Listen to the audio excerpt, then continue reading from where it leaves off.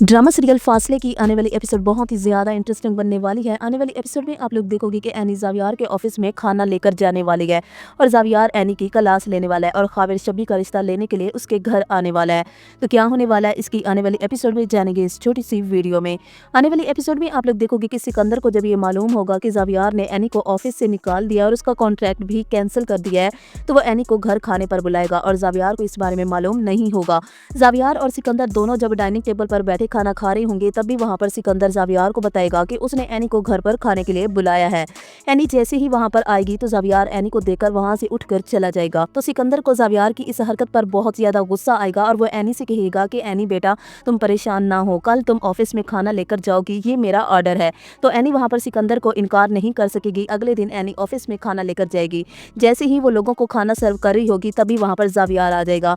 ज़ावियार वहां पर एनी को देख लेगा और वो एनी की अच्छे से क्लास लेगा। वो एनी से कहेगा कि मैंने तुम्हें आसान लफ्जों में कह दिया था कि हमें तुम्हारी सर्विस नहीं चाहिए, तो तुम्हें ये बात समझ में क्यों नहीं आती, क्यों तुम हम सब के पीछे हाथ धोकर पड़ गई हो। तो एनी वहां पर ज़ावियार से कहेगी कि मैं यहाँ पर खुद नहीं आई, मुझे यहाँ आने के लिए सिकंदर अंकल ने कहा है। अगर बात करनी है ना तो पहले अपने डैड से जाकर करो।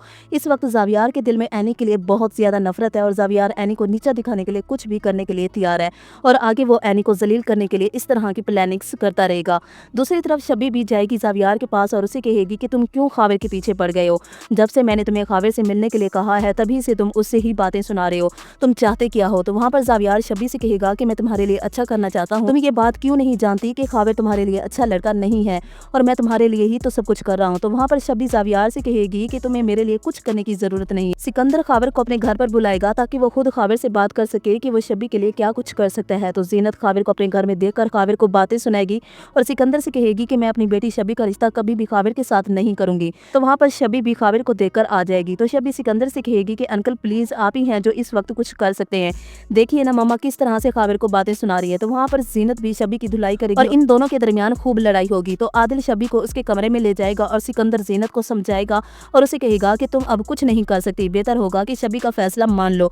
मैं जानता हूँ शब्बी तुम्हारी इकलौती बेटी है, लेकिन ये बात भी तय है कि शब्बी की मर्जी के मुताबिक ही सब कुछ होगा, ये शब्बी की मर्जी है। तो वहां पर जीनत सिकंदर से कहेगी कि ये शादी तो कभी नहीं होगी, अगर ये शादी हुई तो मेरी लाश पर से गुजरना पड़ेगा।